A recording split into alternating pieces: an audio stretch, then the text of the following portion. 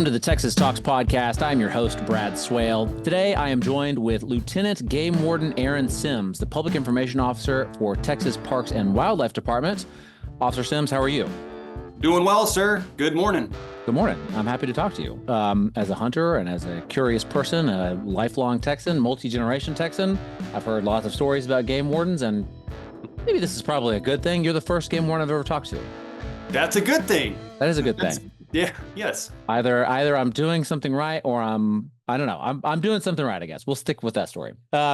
So I guess tell us just a little bit about, I had a very brief intro there. Tell us a little bit about yourself, and then we'll get into sort of what game wardens do. Yeah. When you ask game wardens the question, when did you want to become a game warden? Every story is different. It's always interesting, but it usually starts with the first conversation with the game warden. So I was joking saying, it's a good thing that you hadn't talked to one before, but in reality, we need to try and reach out to the younger generations more, because most of those stories start with the first time I saw a game warden, I was out in the field or in a school. And then we realized at that young age, just as myself, that's a job. Your outdoors could be your office. You get a big truck, you get a cool uniform, you get to drive around and check hunters and anglers. That's awesome. That started with me as well in elementary school. I wasn't so much an avid hunter or a fisherman at the time. I loved the outdoors. I love hiking. And so just pursued that through school, in my education, got my bachelor's degree. And then I was fortunate enough to land a job as a Texas game warden. And if you ask every game warden, they're going to have their own interesting tale. And that's where it started for me. Sixth grade, talked to a game warden and started to develop my love for the outdoors, especially through research in college, and was fortunate enough to get hired by Texas Parks and Wildlife. Yeah. And the hiring process, which we can get into maybe a little later, it's very extensive. It's highly competitive. That's why I said I was fortunate enough to get in it. We'll have anytime 800, 1,000 applications for 40, 50 spots. Wow. So you really got to whittle it down and make sure that you're selling yourself on resume, your GPA, your outdoor experience, engaging in the outdoors, both consumptive and non-consumptive, right? You can hike and appreciate the resources as much as fishing or hunting. And once you get through that process, you do get placed anywhere in the state of Texas. And I was placed west of Lubbock, which is close to home, ironically enough. I grew up in a rural part of southeastern New Mexico. So I am a transplant. So I have to point that out. So I got here as quick as I could, right? That's what my Texas brothers and sisters tell me. Sure. And then I promoted to lieutenant in Lubbock, where I'm stationed now. And what I do in Lubbock is similar, but also different to the wardens that handle duties in East Texas and South Texas and on the coast. So it's a variety of duties, and I love every bit of it. Yeah. And I was doing a little bit of research on game wardens just more generally before, in preparation for this conversation. And I mean, the history goes back very far, and not just, to I think it was medieval England or something like that. But, there's a lot of conservation and wildlife protection and stuff like that goes into it. And I think a lot of people just assume that game wardens are there to make sure that people are not poaching, which is, I'm sure, a major part of y'all's job. But also that also goes into conservation. And we'll talk about some of that. But, Texas is so big, right? What you do up there in Lubbock has got to be much different than what game wardens do down at the Rio Grande, or in East Texas out in the Pine Woods or whatever. So, I mean, what is the general, I mean, does it change? Y'all have the same mission, I assume, but is there, do you focus on something different than what someone else does in a different part of the state? Different areas have just a different way to do it. I don't know. Yeah, our core mission obviously is the protection of the cultural and natural resources of Texas. We are sworn peace officers, state peace officers. So in these rural areas, although I might be looking for sandhill crane hunters or mule deer hunters, if it's that time of the year, if I'm out rolling and I hear a 911 call and dispatch, say the local sheriff's office, I'm expected to also assist in that. So I may be first on a domestic dispute. I may be first on a fatality accident on a highway. And we always say that our job is predictably unpredictable, because you'll go out, hey, I want to go check some crane hunters, and then you will hear that call on the radio, and that's your duty as well, to protect the people, private property rights. And so, although our focus is conservation law enforcement, we do act as a force multiplier in these urban areas, even rural areas, and on the coast. And it really varies. Obviously, if I have mule deer up here, I'm going to be Yeah. expected to check mule deer hunters for our very short 3-week season. If I don't have many whitetail, then they're going to send me elsewhere in my area where there might be more whitetail hunters, and I'll work with another partner. And so we move assets around the state depending on what season it is. We'll do saturation patrols. We have something unique up here, the pronghorn. We have a pronghorn season, and we'll have wardens from across the state that might not have a busy October. They'll come assist us. And then when it's maybe white wings dove season in South Texas, then they'll send us down south because it's large areas, hundreds of hunters, lots of folks to check.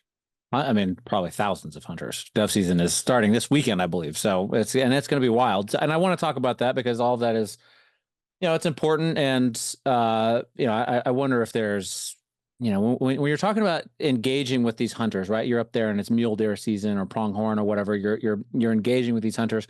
Are you engaging with them to, I don't know. I mean, like you're a peace officer, right? And yes, sir. I don't engage with a police officer here in Austin unless I've done something wrong. Typically, maybe I see them in a coffee shop and I say hi or something. But other than that, I'm not really engaging with them.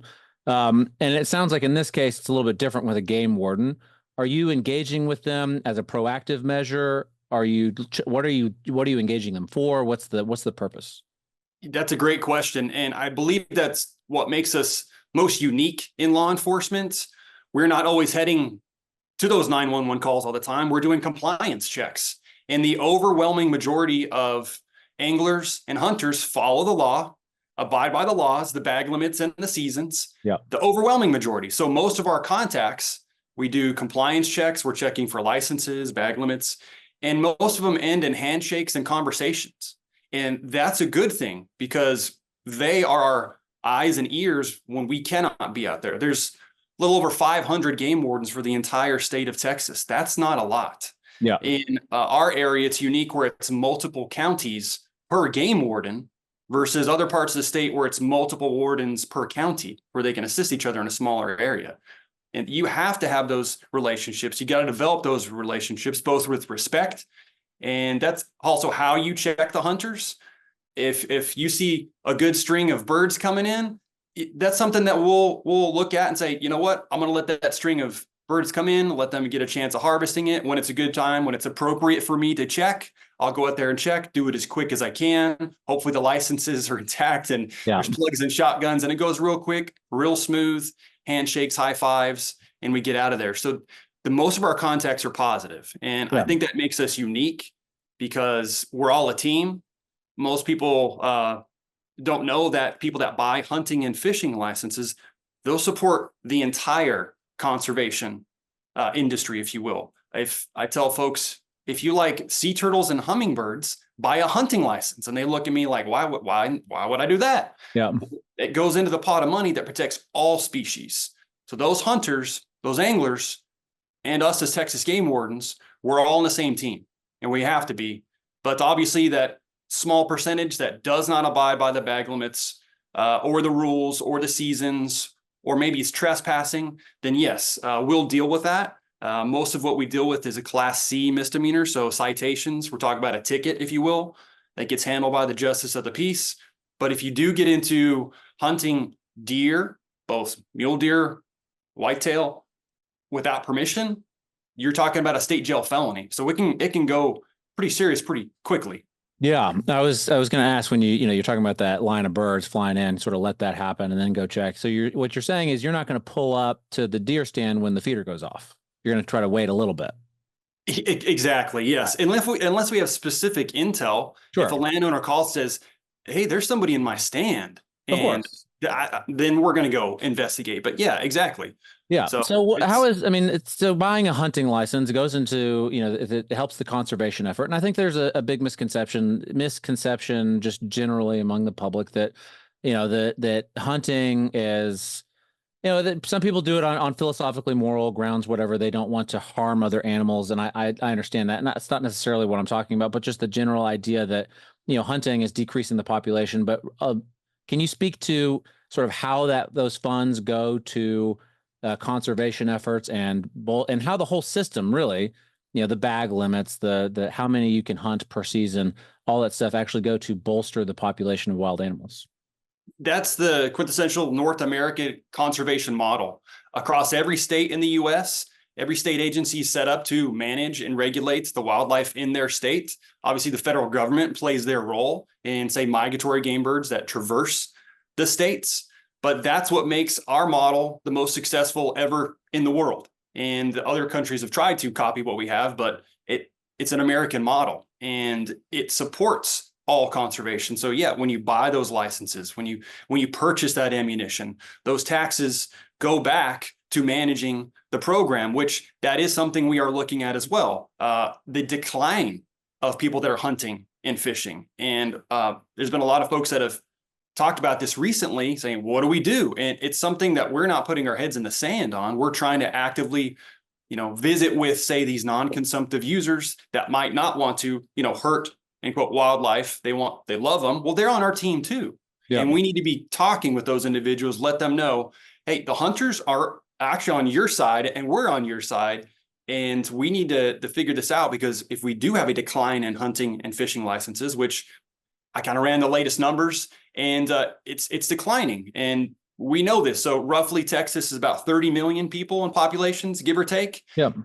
You look at all the licenses that were purchased last year, a little under 3 million.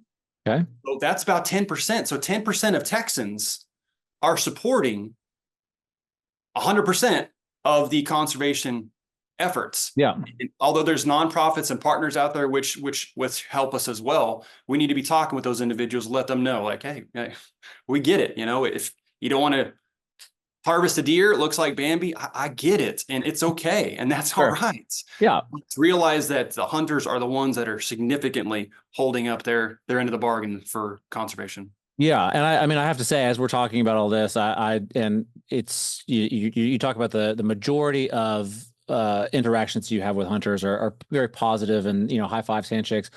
Honestly, I've never met a hunter that's like tried to bend the rules or anything like that. Like totally, hey, we're at bag limit, like we're done, or don't get that one because it's young and we want it to grow up and live that life, and yes, don't break. Here's the law, don't break it. Like very much, hey, we want to do this right.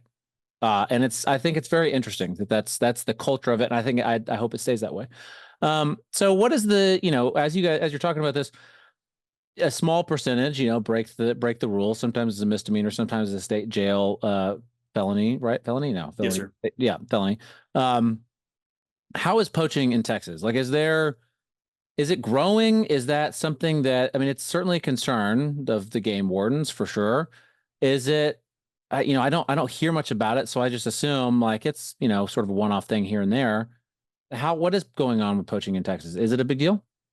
Yes, and there's a variety of what we call poaching, illegal taking of wildlife.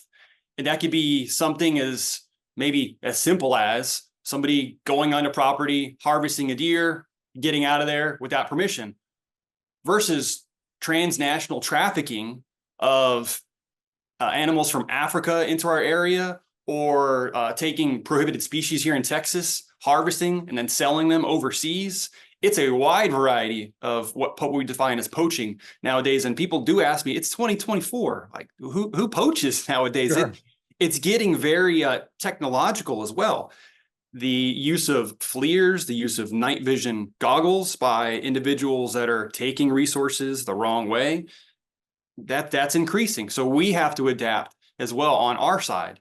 And we have to make sure we have equipment that we can see in the dark. We're obviously out a lot at night. There are a lot of times that we'll watch hunters and we might not check them because it looks like everything's good. Oh, I have a tip. We're going to go back out that way. And it's kind of it's an arms race, if you will, of, sure. All right, they have the FLIRs now. We have to get the FLIRs now. We got the night vision goggles. Oh, they got night vision goggles.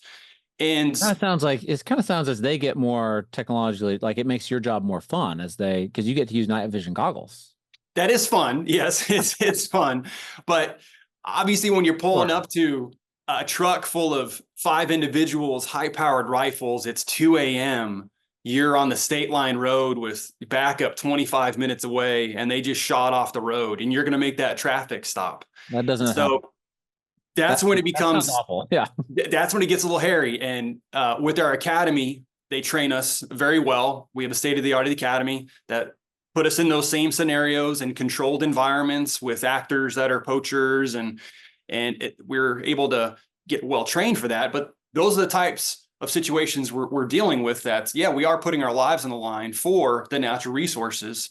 And but those hunters you talk about, that, yeah, they don't even bend the bag limits. It's mostly integrity and honest policy on some of these things. They will never get checked. Those are the first individuals that reach out to us and trust us to say, we saw a vehicle go down our road late last night, heard a shot. I got a partial plate.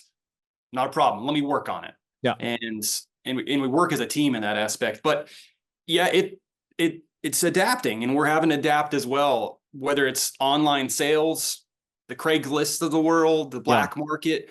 We have special division game wardens that go undercover and try and infiltrate some of these areas of these, commercial industry, right? Yeah.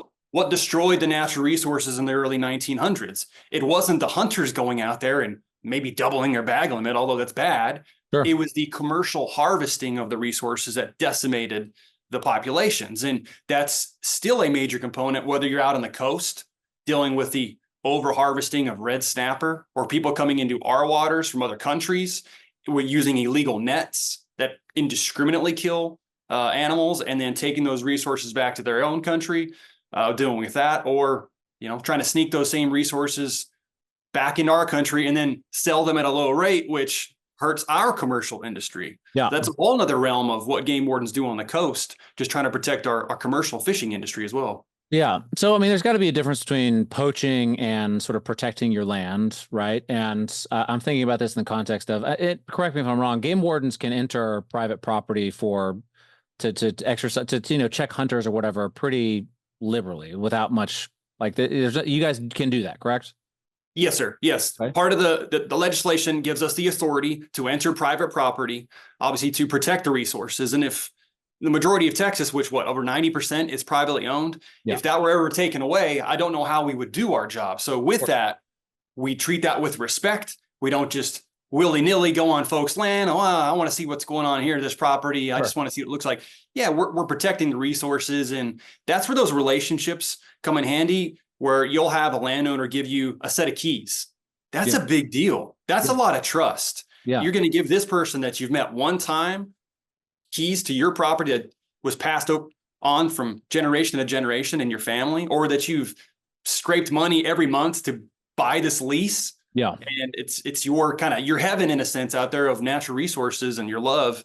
And that respect and that trust goes a long way. So then we can enter the property, we can get in there, and we can handle our business without needing a search warrant or anything like that. Yes, sir. Yeah. So my question is, what is the, that's private property, and a lot of people, private property rights are a big deal in Texas, obviously. And I understand your perspective, and I could also see, like, I let's say I buy a 1,000-acre ranch or something like that, and I don't want deer on it. I don't want them there.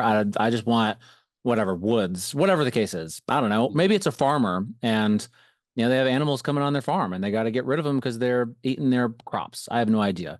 When does it become poaching and when is it not? Do I need to get special permission to remove the deer? Does it have to be done in a certain way? Like, how do you balance that desire, those property rights versus, protecting and conserving? It's a combination of education and letting them know what tools are available for them, working with our division, which is the law enforcement division. Then there's the wildlife division as well. Most folks maybe not know Texas Parks and Wildlife is a large agency broken up into 13 different divisions, whether it's inland fisheries, wildlife, coastal fisheries, law enforcement. So in that case, we would speak with that landowner alongside the private lands wildlife biologist and figure out some sort of maybe hazing tactics, whether it's the deer eating grapes on a vineyard, or if it's eating their winter wheat that you're trying to harvest. Then there are some hazing tactics that they can use, and we'll work with the biologist, they'll work with the landowners. But it has to be known that you can't obviously just slay deer because they're going on your property and you don't like them, you don't want them around. And obviously education's key with that before enforcement action takes place. Cause you gotta realize maybe that's how they make their living as well. Like, hey, they're eating all of my grapes. I have to harvest these for a winery, Sure. and this is eating bottom dollar. And Yeah. we get that. And so we got to handle that with, information and education. And of course, if it's wild hogs, it's open season year round, just so long as you're safe about it. Open season, year round, no license needed, and just permission to be on the property. Yeah, I know that's a big topic in Texas. It Sure. is. And That's one of the harvest as reasons many as why you that's one can. of the reasons why I think, right, you guys, when you're talking about poaching and people bringing in, animals that aren't meant for Texas or something like that. And I don't know if these wild hogs are like that, but that's what happens. That's an example of what could happen if the wrong species is introduced to Texas. It becomes damaging and not just a nuisance. Seems like like I'm downplaying it. Yeah, no, you're right. Introduction of exotic species that will destroy native species. Look at Florida. Florida has a great environment for snakes, Yeah. right? So boa constrictors are a lot of issues over there. In East Texas, if people were to release animals that aren't native but would do very well there, that's going to hurt the native populations. No different than the feral hogs ruin populations of, say, quail that Yeah. nest on the ground, or they just rototill with their snouts, Yeah. peanuts, and they destroy crops. Yeah. And there are laws in place for to not actually transport those animals too. You can't transport live hogs across county lines, and we will get into that with maybe some high fence areas that, well, they want to add hogs to hunt, and so we'll deal with that on an as needed basis. But We want you to can't be add transporting hogs. hogs across county lines, Jeez. live ones. Adding hogs sounds like a disaster, but hey, it's not my land. They want to do it. They want to do it, I guess. Not a good idea. So yeah. So Labor Day is coming up. That's this, we're talking on Tuesday, August 27th. So it's just right around the corner. And dove season is happening the exact same weekend, starting this weekend. And you guys are sort of as we've touched on, you guys are big about safety and patrolling and helping people be safe as they do these activities. What are y'all's goals? Like, how do y'all tackle that problem? I mean, Labor Day is a wild weekend, especially It, joining it with dove season. It's got to be extra wild. It is, yes. Very busy weekend, whether it's water safety, which is a big part of what we do across the state, on top of the hunting and the fishing regulations, is making sure individuals are recreating in a safe manner on public waterways. So it's big for water safety this weekend. Also for September 1st starts the hunting season. Now, be mindful, September 1st, I believe, falls on a Sunday this year. So that's when dove hunting season starts in the majority of Texas. So don't be shooting dove on Saturday. Remember, it starts on Sunday, September Saturday night. 1st. Saturday night is not the same as Sunday morning. Right. Yeah. So we'll be out. We'll be out. But check your local areas. Obviously, South Texas has a different start date for the dove, but we'll be out in the fields this weekend, scouting for areas, but we'll also be on the waters. And it's inevitable that you'll go on the water to check boaters, making sure everybody has their life jackets and they're recreating in an appropriate manner. Then you'll get a call on the other side of the county for a trespassing for dove hunting. And Yeah. so we work with our partners. We try and spread out his assets as much as we can. But I'd say the number one thing folks can do to remain safe with those two activities is hunter education and boater education. So hunter education is anyone born on or after September 2nd, 1971. They have to be hunter education certified. 17 or older, you can take it online. You can show up in person and take the course as well, but you can take it all online. Once it's taken, it's good for life. Under 17, which we consider youth, you'll need to show up for a field course or an in-person course for those individuals. So that's for hunter education. And people say, well, I know I've used weapons all my life. Why do I need that certification class? The firearms component is just one small piece of the hunter education program. Yeah. A lot of what we go over is, why do these laws exist? How do we get to this point? What can you do as somebody who loves the outdoors to save wildlife in the future? Where did we come from the early 1900s to now, as far as resource protection? And then also, what might be legal might not be ethical. So we talk about, hey, is it legal for you to harvest a deer strap it to your hood, drive through the middle of the city and get to your house. Yeah, that's legal. Is that ethical? No, it's not ethical. It's not 1910 anymore, 1920. So you're going to burn those bridges of folks that oh, they're hunters. Look how bad they are. They got a deer on their hood. So we talk about those things, even social media. So for individuals, obviously they're highly engaged in social media. They'll post pictures. We'll talk about what's an ethical picture and what is not. So maybe even when you do harvest a beautiful deer, you're very proud of it, might be your first deer. Let's clean it up a little bit. Let's make sure it looks respectable. No blood, get the tongue in the mouth, make sure it looks good before you post it, because those things grow and grow like wildfire and get shared, and it does more damage. One bad hunter does more damage than 100 good hunters. Yeah. So we'll talk about that in the hunter education, but also boater education. Anyone born on or after September 1st, 1993. So we used to talk about the youngins, but now that's getting into older individuals, 93. You'll go over what is a proper way to operate a watercraft, a personal watercraft, jet ski versus a motorboat. Big differences there, different regulations. Like, for instance, you cannot operate a jet ski at night, hard to see. You don't have lights on there. So come sundown, look at your watch, make sure that you can get back to your shore, your campground in time, because we'll stop those individuals and say, hey, we can hardly see you. And so you'll learn that with that boater education class. So those two classes can really help you stay out of trouble, enjoy the resources, and team up with us in a sense to help people recreate. Yeah.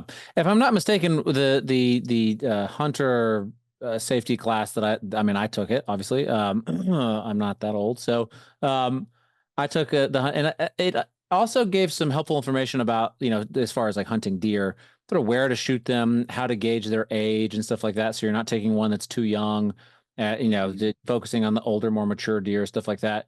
Am I mistaken, or am I thinking of maybe I'm sort of placing a conversation or a different class that I took? That happens in that class, right? That's right. Yes, okay. You're exactly right. Your memory serves you well. Yes. What's a good shot? Also, if you do see a target, your target, which may be a deer, a turkey, whatever, knowing your target and what lies beyond it. So what is a safe shot? You might get very excited and you're like, there it is. That's my dream buck. I'm going to get it. But you get so focused on that, you miss what's beyond the target. Maybe it's a house. Maybe it's a shed. Maybe it's a tree. Maybe it's in front of a tree where it's not a good shot, because the last thing you want to do is wound the animal and then have to go track the animal and lose the animal. That's something that we don't want happening. So we talk about safe shots, safe zones of fire, dove season coming up. If you're walking, even for pheasant too, if you're walking in a line, or if you're sitting with other individuals spread out evenly, you're following that dove. You want to get that dove. You're going to your left. You got to know when to stop, because your best friend might be on your left and you don't want to take that shot. So you have to hold up in anticipation of harvesting that dove. And that's called safe zone of fire. And we go over that in the hunter education class as well. And I will add one thing too. We have a hunter mentorship program. So if you're interested in maybe getting into hunting, maybe you are not a teenager, maybe you're late 30s, mid 40s, 50, there is still time. And we have these hunter mentorship programs to where you get teamed up with a hunter in your area to enjoy the resources. It can be intimidating. Like, I don't know how to operate. Somebody will say, I don't know how to operate a shotgun. I don't know what rifle to pick. That's okay. We're not here to say, well, are you kidding me? You don't know what firearms? No, it's a safe learning environment, because again, we want to grow that base of conservationists, which include hunters, the consumptive users, and to connect with folks and grow the program. Yeah, absolutely. So as you're out there this weekend, checking on dove licenses, make sure people are honoring the bag limit and not, turning too far to their left. And boater, I guess, making sure that jet skiers are turning off their, getting back home before sundown. Are there other big sort of common, I don't know, things that you look for that happen every single year that you just run into all the time that you just wish, like, all right, come on, people, like, this is, I don't know how long you've been doing this. Let's say 15 years, whatever, maybe less, maybe longer, whatever. Been doing this for 15 years, and every single year you people do the same thing. Is there something like that you like that's just the common people, like, come on, guys, let's do this one thing, and things will just run so much smoother? The number one citation is those two things I talked about: no hunter education, no boater education. And it stops a good time. And I'm thinking, what are you doing? This is totally preventable. Even if if you get pressed on time, you can buy a hunter education deferral that allows you to hunt, and it's one time only before you hit the fields. And that really just slows the progress of maybe a good hunt. We're sitting there and now we have to write the citation, and oh man, then you get the friends, joking with one another like, golly, here we go. We hunt with you one time. You bring the warden and you get a citation. Obviously, that's the number one. Life jackets, if we're talking about the water, life jackets is a number one priority for us. It's also the number one citation rewrite, not having enough life jackets. And also children under the age of 13 not wearing a life jacket at all times, which they have to do. It's very critical. We'll be checking for plugs and shotguns at our pump shotguns too. That's probably the second on Dove. They forgot to put a plug in. Check that your plug is in your shotgun. For folks who don't know, your shotgun can hold a maximum of 3 shells, no more than that. So if we're checking, we'll make it safe, unload it, then we'll start throwing their shells in there, and it goes 1, 2, 3. Oh, all right, 4. How many do we get in there? And I've had it, 6, 7 shells. Like, how many are we going to put in there? And that's an unplugged shotgun. That's something we'll be checking. That's a common violation with Dove. And being respectful of property lines. Texas is growing. We all know this. If you're out right on the outskirts of the city limits, you might have the right to hunt the property close to the adjoining property. But if you have the ability to move away from the adjoining property and not maybe wake them up at 7 a.m., we do get those calls. There's not much we can do as far as there's no law saying don't wake your neighbors up, but being respectful. If you can move to the other adjoining side of the property and not cross the property line with your shots, like BB somebody's shed or vehicle or house, we do get those calls. And yes, that's more dangerous. We'll have to handle that. But please don't shoot your neighbor's house. We'll get those calls, and we'll be there checking. And hey, I'm getting peppered now. All right, well, I'm gonna go address it. And it can be dangerous if you don't pay attention to the muzzle of your weapon that you're handling. And even when we check folks, I feel like I'm a former educator, former teacher before I was a game warden. I feel like I'm back in school. I'll have folks line up in a very straight line, pointing all their shotguns in one direction, and I will move from one side to the next and controlling their muzzle. And it's, a safe time is important, and something so fun can turn tragic in that we do investigate hunter accidents from a misfire, maybe to graze somebody, to fatalities. That's an unfortunate thing that we have to deal with, along with the drownings. And so it's we love it. We want you to recreate, but do so in a safe manner. Let's all go home. And I guess I want to ask, with all the poaching and conservation, and I guess the hunting licenses sort of, you mentioned them declining, and sort of just to wrap this up, is there something that is there a lot of focus on this with the Texas legislature that you're aware of? Are they, do you guys speak to representatives or senators about, improving the program, about, maybe putting teeth in one law, or saying like, hey, this law is not really applicable anymore? Is there something that might be coming up in the 89th legislature that y'all are working on? We're always engaged with those representatives. Obviously, as state employees, it's a fine line between, hey, this is what you need to do. That's not something we do. We're Switzerland, right? But if they ask our opinion and what's working and what's not working, then we'll definitely share it. But it's not a hidden secret, knowing that the average hunter, the average angler is getting older. And at some point, whether it's 15 or 20 years, are we going to have this age out cliff where, I tell you this, so entering my 13th hunting season, I have not checked many hunters. Yes, sir. So over the age of 70, 75, I just don't see them. So if the median age is, say, mid 50s now, which it's pretty close to that, if it goes the next 10 to 15 years, what's going to happen to the resource protection, the funds? So that's something that, we'll have to speak with them on. Hey, what are we going to do if we don't have people purchasing these hunting and fishing licenses? Because that's a different fund than, say, the general revenue fund, which it's, obviously that gets into funds and what headquarters deals with. But we need to be educating folks. And the majority of Texans live in urban areas now.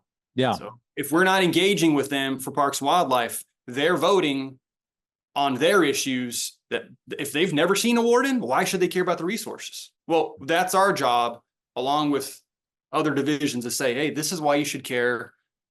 This is why we need it. And Texas is, it's a very proud state. We love the resources. We love outdoors, and we want it to be there for our children and grandchildren. Yeah. If we don't, we're going to fail. And let's not be the generation that fails. That's been successful since the early 1900s on progressing this issue. Let's not be the generation that fails. Yeah. So final question, so you brought up sort of urban areas just now, and I think earlier as well. I mean, there's got to be poaching that happens. I mean, technically, I don't know if it's poaching for the sake of what people think of poaching, but killing animals within city limits. I live in Austin, right across the street from the woods. Deer come into my yard all the time. I've never considered shooting one or hunting one or something like that. I know it's illegal, but there's also a large, homeless population. Maybe it happens, they get hung. I don't know. I don't know what happens. And what's the line between, something that's dangerous that's coming onto my property that I shoot and something that's not dangerous? Like there's got to be, is there a legal definition between, say, an alligator and a deer, a buck? Like there's a list, I should say, of things that I could shoot if they come onto my property. A rattlesnake, I can shoot that, right? Right. So what we're talking about here is legally harvesting an animal in a sportsmanlike way versus defending your property or yourself. And whether that's a mountain lion, a mule deer, a rattlesnake, obviously that's something you're gonna have to deal with as a private citizen and as a landowner. Even if it was illegal to shoot the rattlesnake, if it was coming onto my property and getting next to my kids, I'd shoot it anyway, and I just deal with the consequences. That's fine. Right. So the law is: do you need a hunting license to shoot a rattlesnake? The answer is black and white. Yes, you do. But that's where there's discretion in the officers are like, well, what was going on? Oh, it was coming to my, oh, well, all right. I dispatched it because it was getting close to my kids. That's a separate issue than somebody going down these county roads using maybe a nightlight, seeing every rattlesnake that's crawling on the side of the bar ditches, harvesting them, then selling the skins or selling the rattles on the side. So that, there's a difference there. But in some of these urban areas, there's these deer that grow large. People feed the deer, and we tell folks deer are cute. Yeah. Even bucks are cute. If they get old, they get big, they get strong, they have the antlers, and they are wild animals. So they might seem like a pet deer when you're feeding it, but when they don't get food or when they're going through the ruts, they are not thinking about your safety. They're thinking about the doe across the way, and they will go through you to get to that doe. But those folks know their deer in their neighborhoods, and there will be instances where somebody's like, oh, I'm going to go out at night, maybe use my night vision, get a bow so it's nice and quiet, and I'm going to go harvest that deer. That happens, and almost immediately we'll get the folks saying, hey, we're missing that deer, our neighborhood deer, and they'll start looking into it, investigating, and those wardens will handle that, and if it's need be, because that's different than saying he's charging me versus, oh no, I like the size of those antlers, I'm gonna get it and hang it on the wall. I've seen some pretty beautiful bucks in just regular neighborhoods in San Antonio and Austin. It's pretty wild. Well, Lieutenant Game Warden Aaron Sims, the public information officer, or one of the public information officers at the Texas Parks and Wildlife Department, I really appreciate you taking the time. Where can people find out more information about those classes and safety and stuff like that? On our website, tpwd.gov, you can Google search Texas Parks and Wildlife. When you're on there, there's tabs at the top. You can click on hunting, fishing, water safety, boating, whatever you're interested in. But also encourage, if you do have maybe middle school or high school individuals that might want to become a game warden someday, go ahead and look at the recruitment page. There's information on there on what it takes to become a game warden. And it really starts as early as you can at an early age of high school, being involved outdoors, giving back, community service, and then continuing and getting your education to at least a bachelor's in, say, maybe criminal justice, wildlife management, and then visiting with wardens. So if you're an avid hunter or if you have a grandson, granddaughter that might want to be a game warden, connect them with the warden, but visit our page regardless. And there's a lot of information on there. And if you ever are stuck on information or you're confused, remember, you can look up your game warden. I say your game warden because each area has a warden that's assigned to your area. You can look up their information on our website. The cell number's on there. It's not for the 10:30 p.m. calls of, hey, settling a bet. it's for the times that you might need them or might want to bounce something off them, especially when we're talking about recruiting, education, and maybe connecting somebody for ride-alongs. I had no idea that I had a game warden and I could reach out to them, and that information is right there online. That's pretty cool. Yes, sir. Well, thank you so much. We'll include those links down in the description. I really appreciate you taking the time, and I look forward to next time. I enjoyed it. Stay safe this weekend.